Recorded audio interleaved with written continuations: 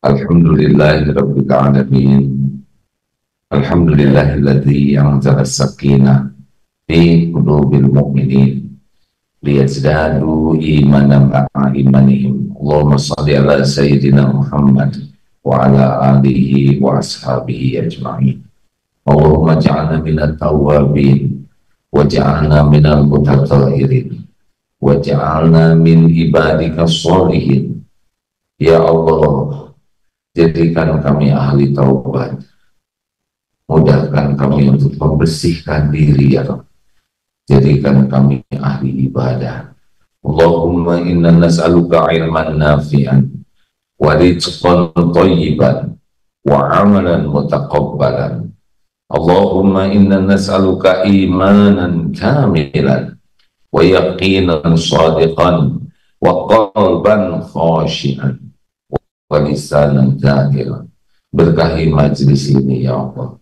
Allahumma ati nufusana taqwaha. Ya Allah, berikan kepada kami jiwa yang takwa. Wa zakiha, bersihkan, sucikan jiwa kami ini ya Allah. Anta khairu man zakaha, engkau sebaik-baik yang kuasa mensucikan jiwa ini. Engkau pelindung dan pemelihara jiwa kami. Taqabbal minna ya karim, innaka antas samiul alim. Amin. Bapak Ibu yang baik, ini tidak ada kaitan dengan tahun baru Masehi, tapi sekarang sedang musim disimak muhasabah, evaluasi diri. Sebetulnya muhasabah itu tiap waktu, tiap habis sholat, muhasabah. Kita sholat zuhur, apa aja nih maksiat yang saya lakukan dari subuh sampai duhur. Ketemu segera tobat. Nanti asar muhasabah lagi, maghrib begitu. Jadi tiap hari itu kita ketemu dengan dosa kita.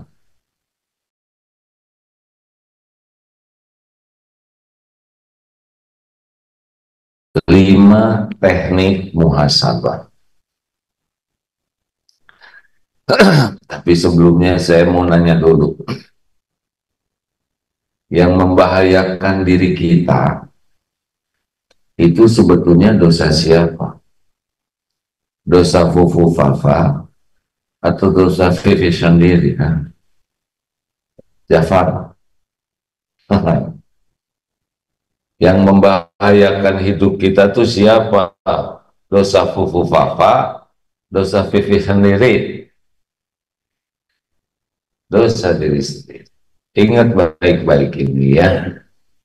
In ahsantum ahsantum li anfusikum wa in asatum falaha.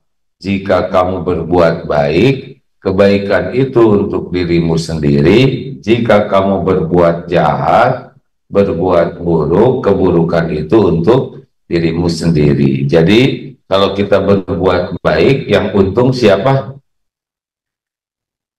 Jawab atuh hadirin. Aslinya kalau kita berbuat baik, yang untung itu siapa?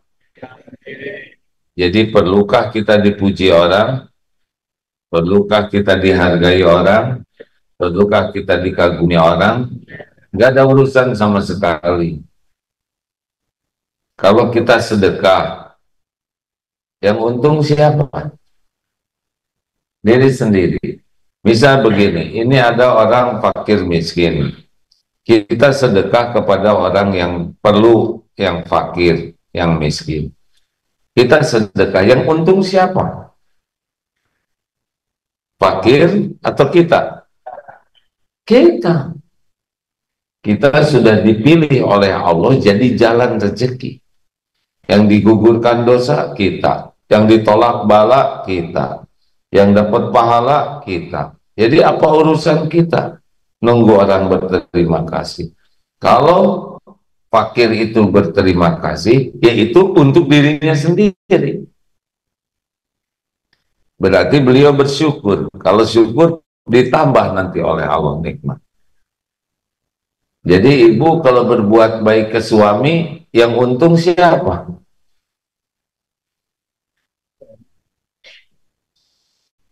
Jawab bu, ulangi. Kenapa jadi macet begini? Ibu berbuat baik ke suami, yang untung siapa? Suami dong. Yang untung ibu sendiri. Apakah suami ibu menghargai atau tidak, berterima kasih atau tidak? Kalau ibu ikhlas, ibu udah mesti untung. Karena fama ya'mal mithqala dzarratin khairan yarah. Sekecil apapun kebaikan yang kita lakukan, kecil sekali, kita akan lihat balasannya. Hal jazaul ihsan illal ihsan. Tiada balasan bagi kebaikan selain kebaikan. Jadi kalau Bapak berbuat baik kepada keluarga, yang untung siapa Pak? Jawab, lelaki. Diri sendiri. Oh, istri saya nggak berterima kasih, yang rugi siapa? Kalau istri tidak berterima kasih, yang rugi siapa? Istri. Karena tidak beramal, tidak syukur. Jadi nggak ribet hidup ini kalau tidak ikhlas. Ribet itu kalau kita ingin dipuji orang, ingin diterima kasihi orang, ingin dihargai orang, ingin dihormati orang, itu ribet hidupnya. Ingin diberi, ingin dicintai, ingin dikagumi. Pokoknya kalau udah ke orang, ribet aja. Galau, gak enak hati, tersinggung, sakit hati, jengkel, marah. Ya begitu aja hidupnya tuh. Capek. Mikir. Benar tidak sih? Silakan periksa. Kalau hidup kita sedang gak enak, pasti hati kita itu dipenuhi oleh harap dan takut kepada selain Allah. Allahnya nggak ada, yang ada makhluk saja.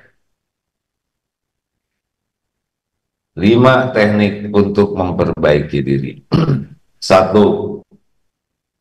Yang pertama, luangkan waktu untuk tafakuri diri.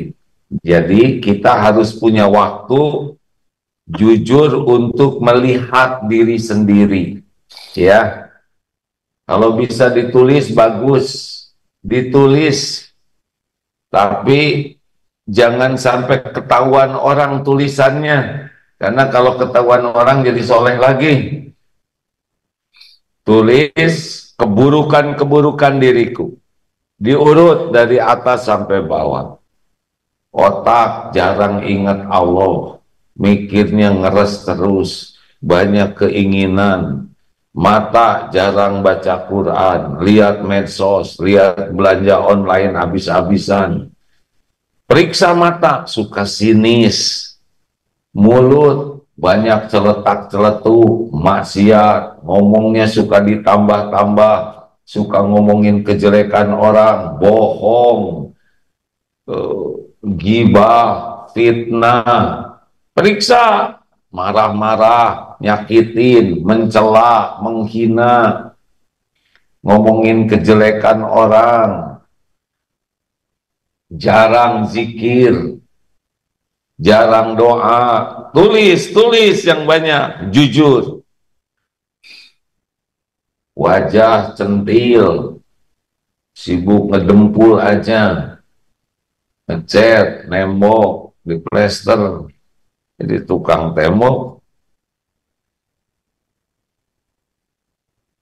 Apalagi telinga, jarang dengar Quran, lagu melulu, ngobrol aja, omongan orang didengerin. Periksa, senang dengar aib tetangga, senang dengar yang enggak. Ayo periksa hati, sombong, dengki, merasa lebih dari orang lain, ujub, merasa paling berjasa, suka merendahkan orang, menghina, mengejek, periksa. Makin banyak kita jujur melihat diri sendiri, kita jadi kaget nanti. Ternyata pujian orang tidak ada yang cocok untuk kita. Nanti tidak bangga kita dipuji orang, kadang nggak cocok. Orang kan memuji kita karena tidak tahu kebusukan kita. Betul? Ingat dosa waktu SMP mulai balik. Ini bapak-bapak mantan playboy cap 2 cula, yang tukang pacaran, tukang nyontek. Wah, kita ini kacau, kacau, ya kan? Yang suka jahil sama guru. Kenapa kok saya jadi ingat masa lalu begini hadirin?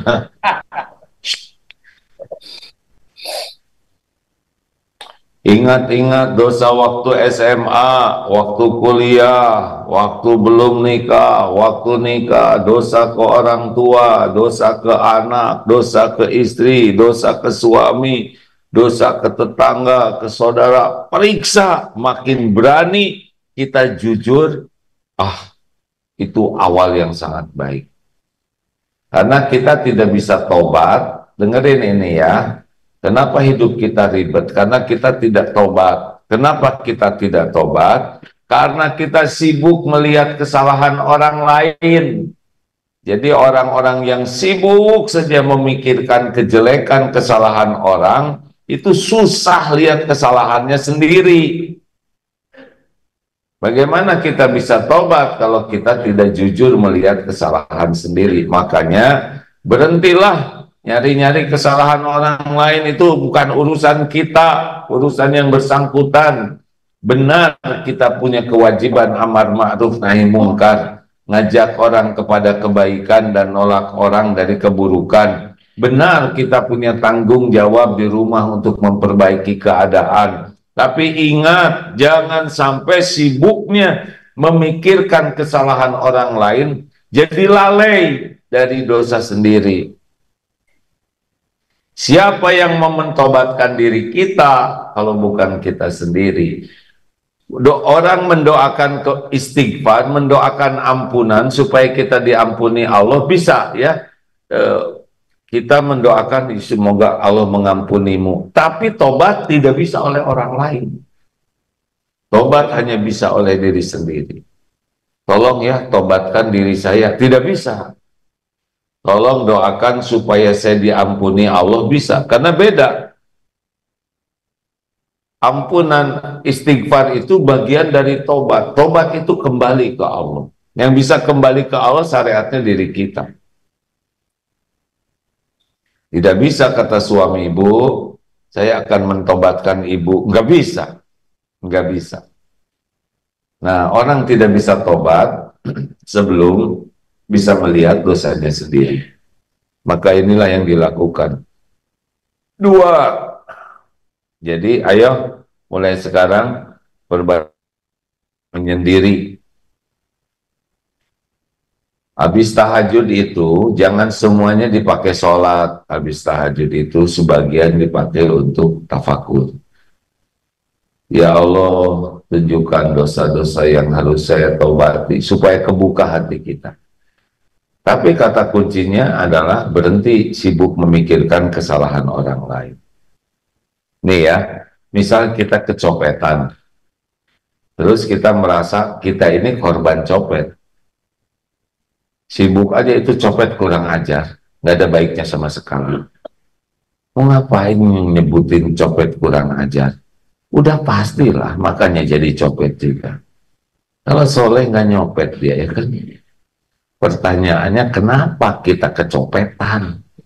Kenapa dari satu bis cuman kita yang kecopetan? Nah, itu yang harus kita tobati. Boleh jadi kita pelit, jarang sedekah, atau suka nahan bayar zakat, atau tidak mengembalikan uang orang, atau ada barang-barang tetangga yang dipinjam gak dikurangin, atau senang minjem naik motor tetangga tapi nggak pernah dibensinin.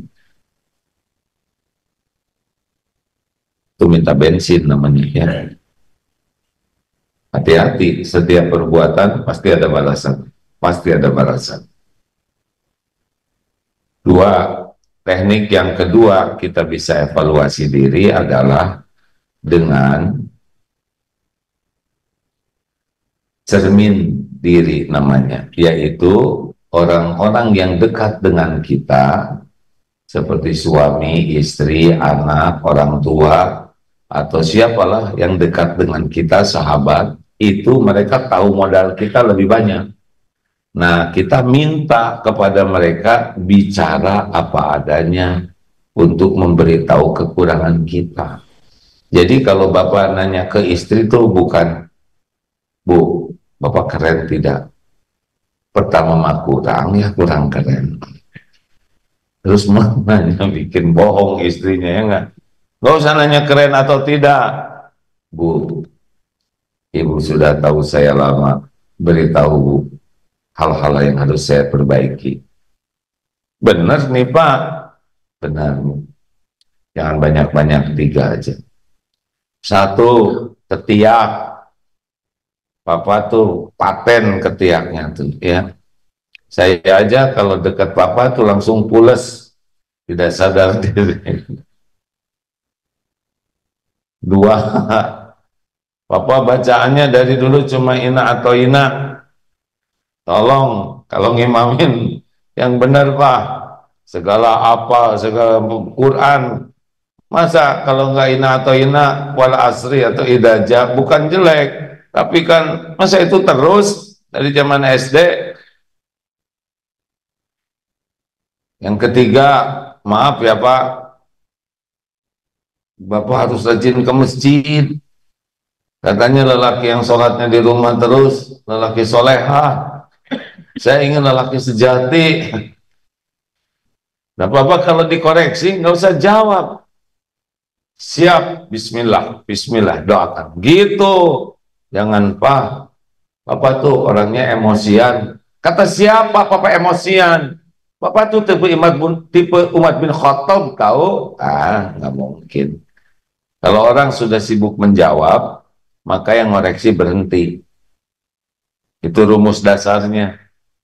Terima. Nah ini, ibu jangan memanfaatkan kesempatan dalam kesempritan. Mumpung suami nanya, nah rasa nggak boleh gitu. Namanya teorinya teori burger. Uji dulu. Burger kan gitu katanya ya. Roti, daging, roti. Sebetulnya Bapak tuh udah bagus Pak, tapi akan lebih bagus. Nah gitu ditingkatkan ya. Ya seperti yang suami ngasih tahu istri, ibu tuh sebetulnya udah makin soleha dan lebih soleha lagi. Kalau enggak kentut di mana aja, misalkan. Menjiwai banget. Misalkan kan ada yang agak dol gitu ya. Nah, astagfirullahaladzim. Biasanya yang begini bapak-bapak sebetulnya. Kalau wanita mah lebih malu ya. Hah? Oh enggak juga Pak. Udah, nggak usah ngacung istrinya. Awas nanti perang pulang dari sini. Si bapak pakai ngebocorin rahasia mah. Jadi kalau ada orang mengoreksi, dengar, itu adalah terkabulnya doa. Kita doa ihdinas siratal mustaqim. Kita doa minta diberi petunjuk kepada Allah. Sehari 17 kali kita minta. Lalu Allah kan pasti dengar Fatihah kita, doa kita. Allah mengabulkan, bisa lewat suami, lewat istri, lewat anak, lewat orang tua, lewat teman. Apapun yang benar itu mesti dari Allah. Harusnya nggak usah banyak ngejawab, syukurin aja. Lelaki, jawab Pak. Berani enggak nanya kekurangan ke istri? Jangan cuman berani ngoreksi. Ayo tanya, Bu, katakan. Awas kalau nanti kebanyakan nggak dikasih belanja. Ngancam itu. Makin berani lihat kekurangan diri, makin mantap. Percayalah. Pemberani itu salah satu di antaranya berani untuk tahu kekurangan diri, berani dikoreksi, berani dikritik. Ibu juga, Bu, kalau dikritik oleh suami teh jangan ngeles terus. Ah, si papa mah ngomong aja, memberi nasihat sama istri, pikir diri sendiri dong, anak. Udah, Rep. Ini mah bukan masalah muas-muasin diri, tapi membantu saling memperbaiki. Kayak kita ada cermin, kan kalau ada cermin memberitahu wajah kita, kita nggak pernah emosi, betul tidak? Pas di cermin ada upil, cermin ngaco, enak aja, gak usah rewel, colek, enak. Benar? Halo? Coba ibu-ibu, kita bisa belajar dari emak-emak ini. Mama kan sebagian itu konsisten sekali bercermin, ya kan? Bangun tidur, lihat kaca, ya nggak? Oh, kamu, oh masih ada. Mau, mau ke kamar mandi ngaca, di kamar mandi ngaca, selesai dari kamar mandi ngaca, mau keluar dari rumah ngaca, di luar kena jendela ngaca lagi, mau masuk angkot ngaca, ya nggak? Di dalam angkot terus aja lihat spion ngaca, aneh. Padahal wajahnya itu juga, ya kan? Nggak bosen dong. Nggak, katanya. Apa yang dicari dari ngaca itu, Bu? Nyari takut patlot alisnya miring sebelah, takut lipstiknya jadi di hidung, ya kan? Takut bulu mata palsunya tinggal sebelah. Halo?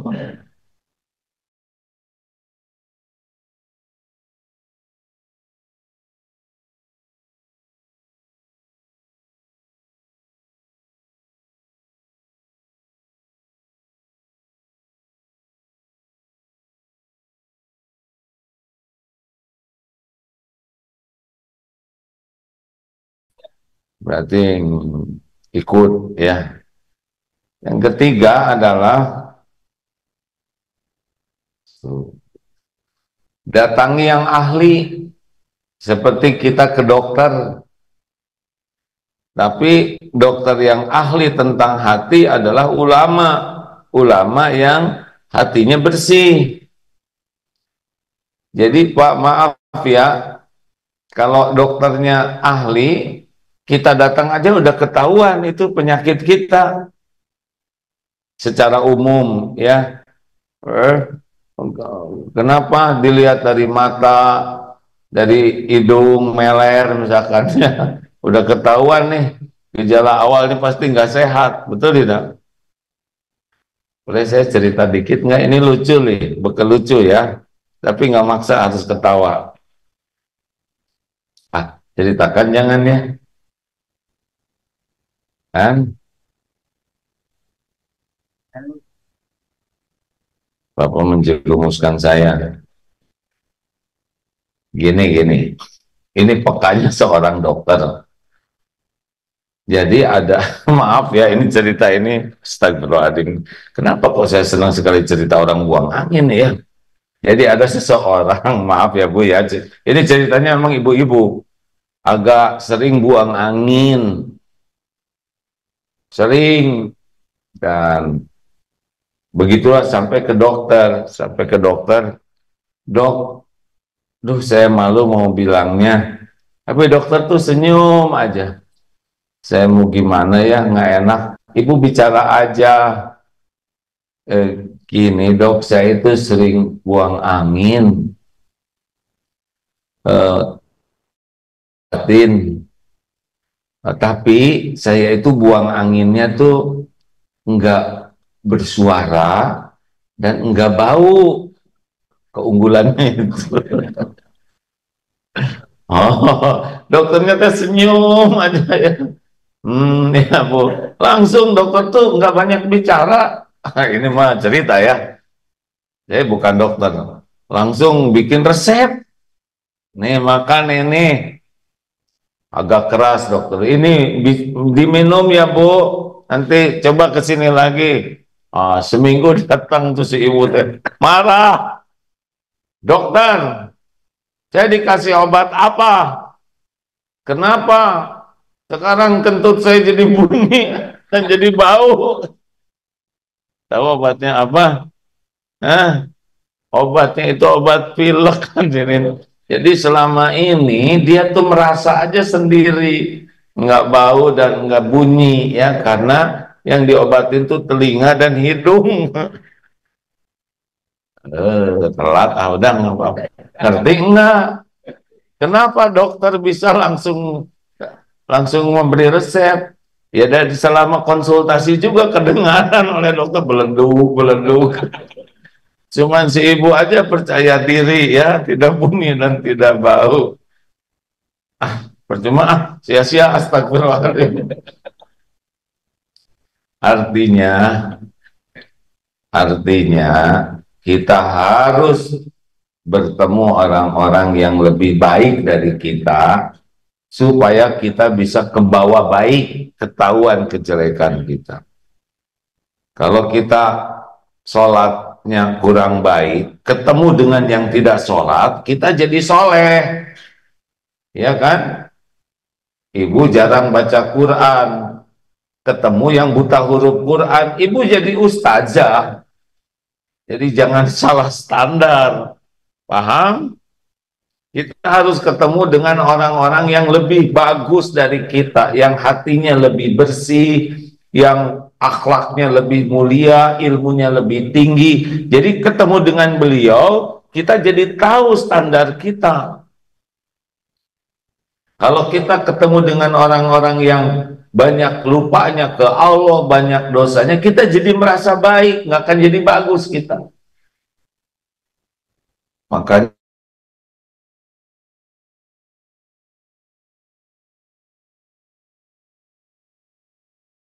amal solehnya. Kita jarang tahajud. Ketemu dengan ahli tahajud, beda tuh. Ke bawah nanti kita jadi tahajud. Kita suka ngomel-ngomel. Bertemu dengan orang yang sabar. Yang kata-katanya terjaga, ke bawah sabar. Jelas? 4.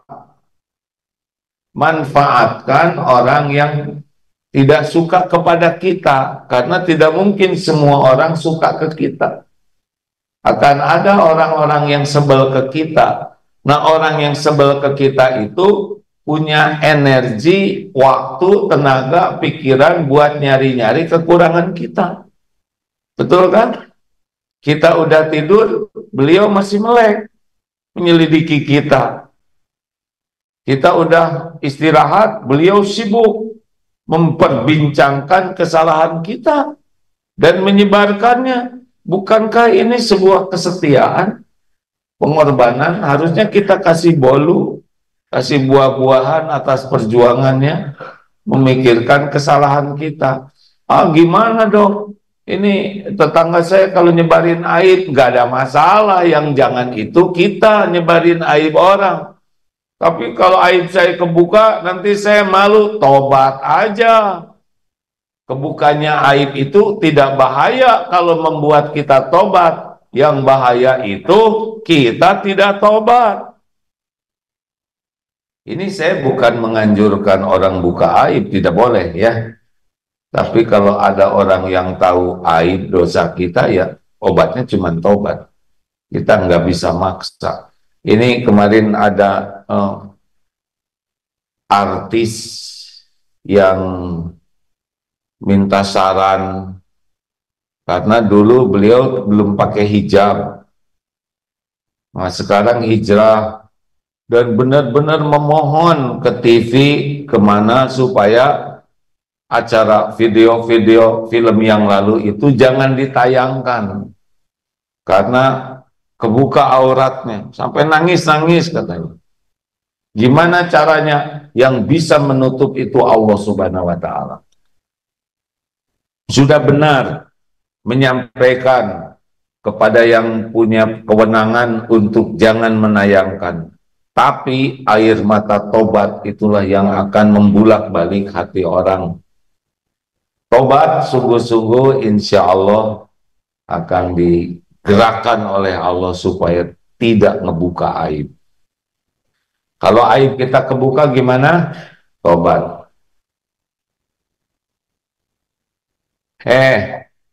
Hati-hati reuni. Reuni saya tuh kurang nafsu lihat reuni tuh. Buka pada ngebuka aib. Ah, saya tata tukang nyontek. Oh, ini dulu mantan. Enak. Mantan nyontek maksudnya. Hati-hati kalau reuni jangan jadi dosa ya. Gak usah maksa-maksain juga reuni pakai seragam SMA lagi. Udah beda zamannya. Seragamnya sama, tapi yang suka beda tuh bentuk, Pak. Jadi lucu. Reuni pakai seragam zaman dulu. Sepanjang waktu ketawa terus ya. Halo? Enggak. Pernah dengar enggak acara, nggak usah ceritain. Saya kenapa jadi lucu pagi ini nih? Ada nih, zaman dulu teman SMA tiba-tiba ketemuan di medsos. Ketemuan yuk, kata inilah, maaf pakai gue. Ini si gue ini dulu ya begitulah ya, zaman SMA lincah. Cewek katanya, ada dua teman SMA-nya dulu. Kita ketemuan, oke deh. Di mana tuh? Di depan mall. Akhirnya ke sana aja. WA-WAan, mana? Lu pada di mana? Kata si dia, kita di sini. Lu yang di mana? John, katakanlah maaf yang namanya sama ya. Nggak ada lu. Kata si bos, si John ini ya, yang dulunya playboy cap dua cula. Gue udah 2 kali, 3 kali keliling di depan, nggak ada. Lu pada di mana? Gue cuma lihat tadi di depan ada nenek-nenek dua. Ya,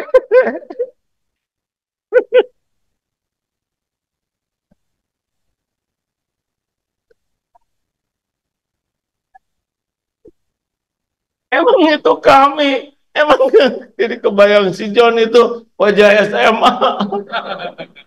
Oh, kita juga lihat dari tadi ada aki-aki gundul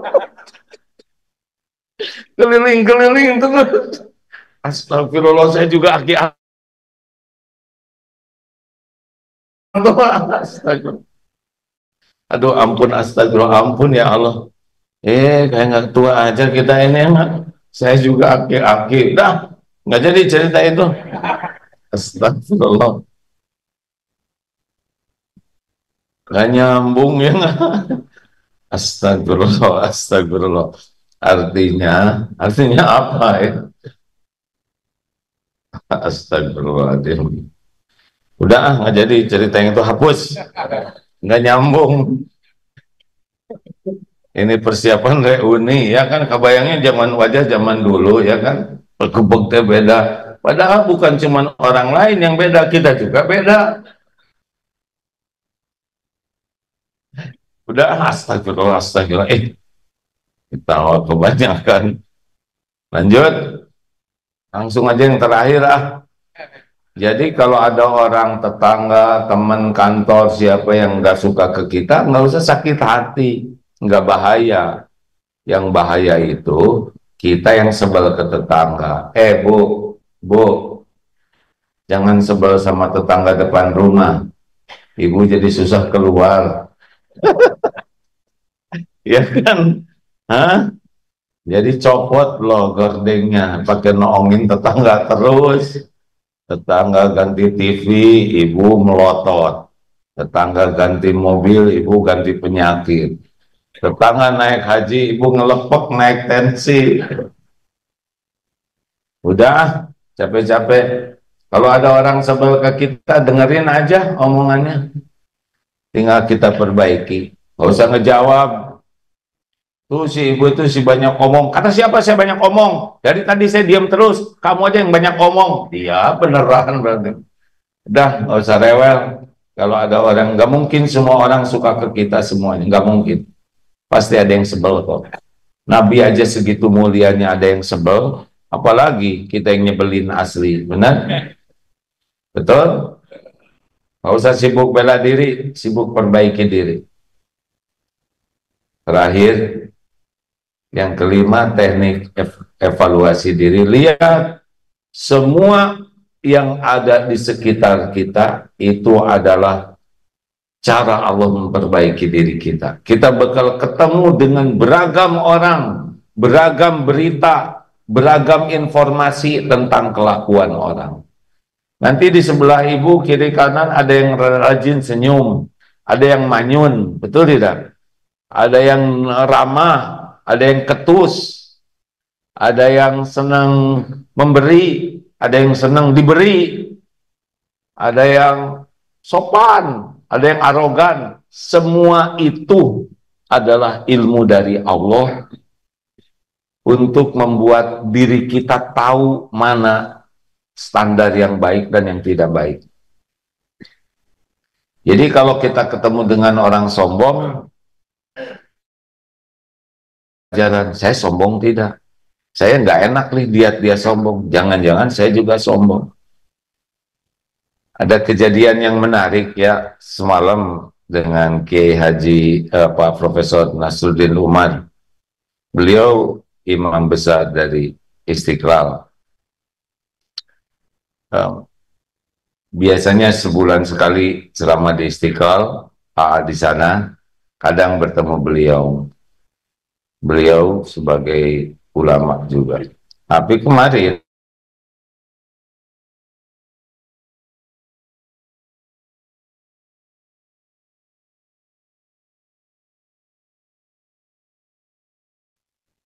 sekarang saya jadi mendahulukan ulama. Begitu. Kalau kemarin mungkin sama-sama dianggap ulama, beliau lebih tua, saya mendahulukan beliau. Tapi sekarang beliau merasa sebagai pejabat, jadi harus mendahulukan ulama. Jadi mempersilahkan jalan duluan, karena beliau merasa posisinya lagi jadi menteri, jadi harus mendahulukan ulama. Ini menarik ini. Jadi pelajaran maksudnya. Begitulah bisa belajar dari siapapun, kapanpun. Tidak niat untuk mencari kekurangan, kesalahan, tapi untuk mengambil hikmah. Jadi kalau ada orang marah-marah di depan kita, ya nggak usah sakit hati. Itu lagi dipertunjukkan oleh Allah jeleknya akhlak pemarah. Supaya apa? Supaya kita tidak jadi pemarah. Jadi kalau ada tetangga pelit, nggak usah dikomentarin. Itu Allah lagi nunjukin jeleknya orang pelit. Kalau ada orang baik ke kita, itu lagi ngajarin supaya kita jadi orang baik. Suatu saat makan di sebuah restoran, tiba-tiba pas mau bayar, maaf tadi ada yang ngebayarin. Oh iya? Mana orangnya? Orangnya sudah pergi. Ini bukan masalah dibayarinnya, tapi masalah, oh Allah ngajarin saya supaya kita juga jangan ragu ngebayarin orang. Gitu. Jadi bukan masalah kejadiannya, tapi pelajaran apa. Nanti akan terus ada tuh yang berbuat baik, yang nggak baik, ya kan? Contoh baik, contoh buruk, terus termasuk di media-media. Ini marah-marah, akhirnya tonjok, betul tidak? Akhirnya diborgol. Oh ini nggak mau bayar, akhirnya hina. Begitulah pelajaran. Satu, ya. Satu apa? Yang pertama. Dua, sesudah itu. Satu, tafakuri diri. Dua, cermin pribadi. Tiga, berguru kepada yang ahli. Yang keempat, manfaatkan tafakuri lingkungan.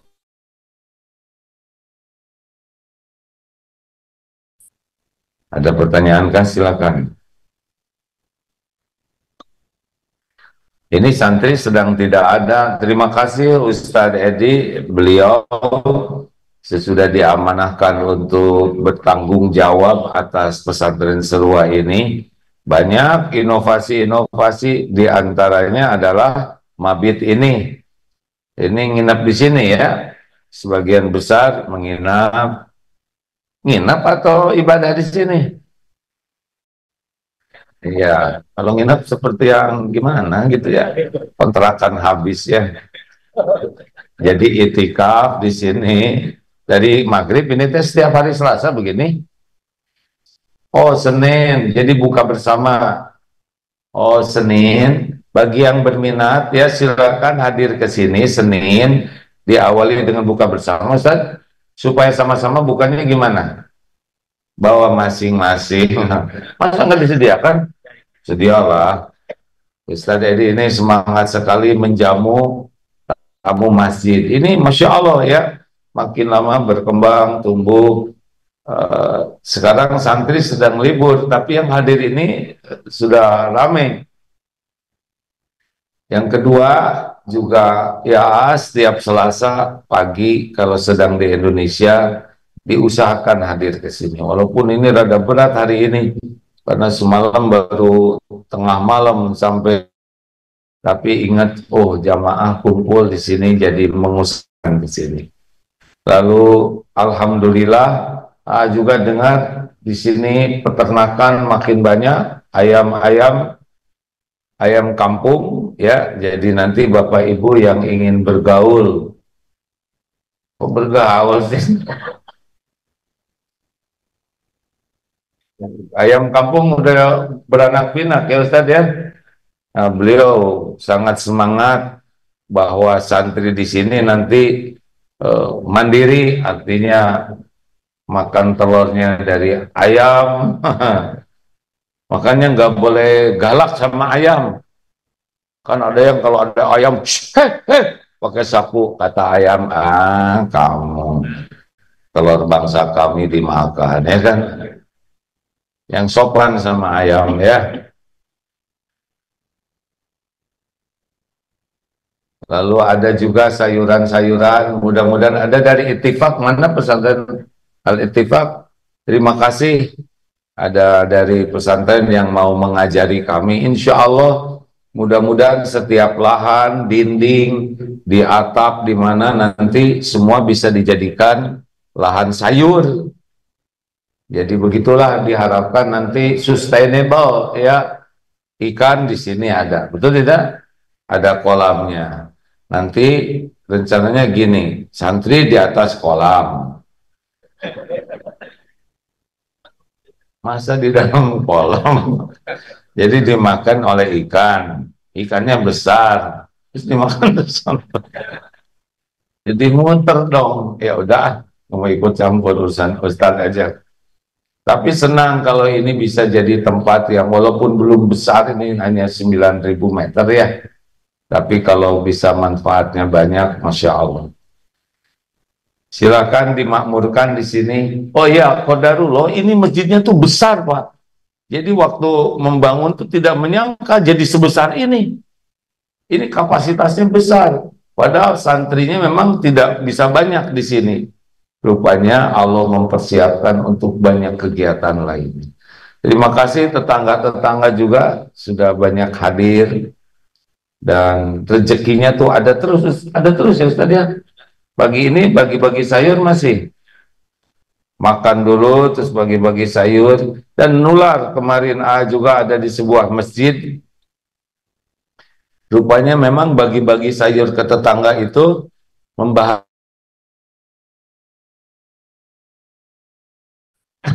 saya. Aduh, saya kurang survei. Jadi pas kan gelap tuh Pak bagi-bagi sayur. Pas agak terang, di depan mati tukang sayur. Jadi saya cepat-cepat menyelinap kabur. Astaga. Harusnya saya minta maaf ya. Harusnya mengganti nih. Harus ada variasi lain supaya tidak ada yang terugikan. Begitulah. Ada pertanyaan tidak? Udahlah, nggak usah nanya nih. Mem, ada yang nanya kah? Bentar.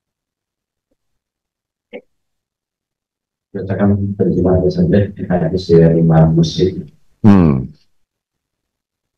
Jadi dari Hanzalah Al-Usaidi berkata, aku berkata, wahai Rasulullah, Hanzalah telah mengakui. Rasulullah bertanya, apa yang terjadi?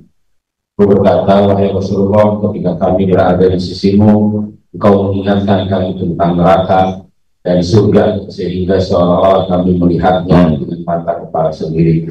Namun ketika kami keluar dari sisimu, kami sibuk dengan istri, anak-anak, dan urusan duniawi, sehingga banyak yang terlupakan.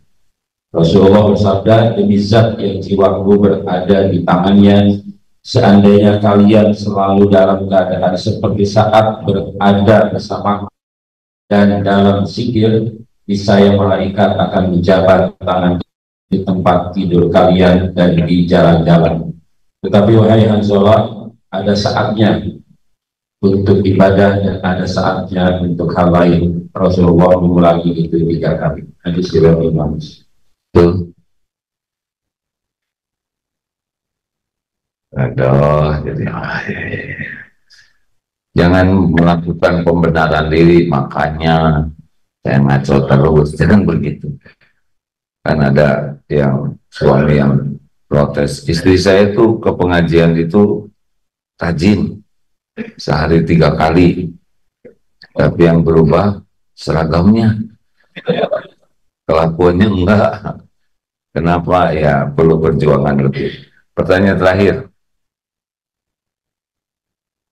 Ya, silakan.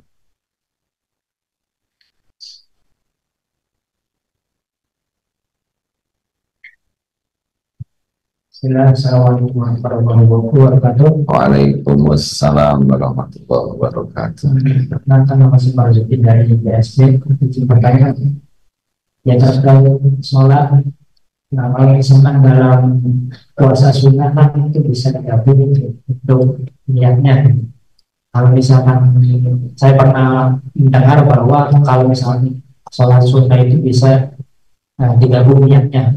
Nah, kalau misalkan sholat sunnah apa aja yang memang bisa digabung dan sholat sunnah apa aja yang bisa digabung dan kita tahu seperti apa gitu. Kalau misalkan kita mendapatkan sholat taubat, apakah sholat taubat itu bisa digabung sholat yang lain? Ya, baik. Waalaikumsalam. Itu mah kajian fikih ya, Ustaz Edi. Ini ya, saya bagian akhlak, jadi rada mudah pertanggungjawabannya. Kalau hukum bagian Ustaz Edi, ya berat pertanggungnya. Ustaz, ya maaf ya. Pertama ketika kita sahur, maka kalau sahur itu termasuk wajib, dan kalau mengganti misalkan sahur Ramadan, maka dia harus diniatkan sebelum sholat subuh. Ini kalau saum ya, kalau saumnya memang mengkodok atau mengganti saum yang baru, jadi sebelum subuh harus kuat niat. Sudah diniatkan. Maka ketika kita saum dilakukan, itu termasuk saum yang wajib. Misalnya hari Senin, maka dapat juga pahala puasa hari Senin sunnahnya. Jadi di samping melaksanakannya wajib, juga kita dapat kebagian yang sunnahnya. Tapi tidak bisa dibalikkan. Misalkan jam 7 pagi, saya mau sahur Senin Kamis, kalian kodok, tidak bisa. Itu yang pertama. Sedikit. Jadi kalau kita belum sarapan nih, jam 7, saya mau saum sunnah, itu dibolehkan, tapi tidak boleh jadi Kodok. Nah, saum yang wajib, pengganti saum wajib. Tapi kalau wajib harus dari sebelumnya sudah diniatkan. Tentang sholat, Ustaz. Tentang sholat, misalkan kita mau sholat tahiyatul masjid setelah wudhu, maka sebenarnya ketika kita sholat tahiyatul masjid itu bagian dari sholat syukur wudhu juga, karena kita melaksanakan sholat sunnah setelah berwudhu, atau sebaliknya. Jadi kita niatnya misalkan syukur wudhu tapi dilakukan di masjid, maka dapat 2 pahala. walaupun sholatnya hanya 2 rakaat.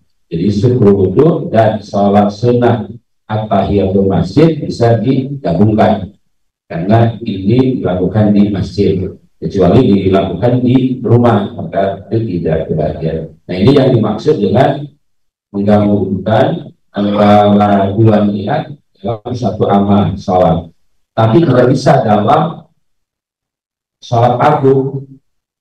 Ya, misalnya kita sholat fardu setelah sholat at-tahiyat, setelah subuh wudhu langsung sholat fardu zuhur misalnya, itu kata lainnya sholat fardu, bukan sholat sunnah subuh wudhu atau sholat sunnah at-tahiyat di masjid.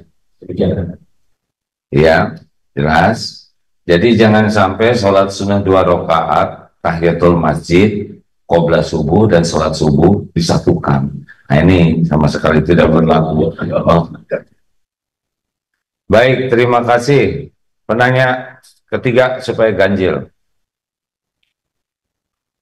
Tidak ada lagi? Ya udah, kalau tidak ada lagi. Nggak ada, ya udah. Kalau itu Ustaz, mau tanya Mana ini? Ya. Masalah sholat sunnah Mas Ustaz. Sholat sunnah awal itu katanya pahalanya ada, saya pernah dengar gitu, besar daripada kita baca Quran. Kalau diantara maghrib dan isya itu lebih baik sholat awamim 6 rakaat kalau tidak salah. Itu sholat awamim itu apakah kita harus kerjakan di masjid, apakah bisa dikerjakan di rumah? Dan saya juga masih belum juga awamim itu sengaja, tapi saya belum tahu dasar-dasarnya, mohon penjelasannya Pak Ustaz. Terima kasih.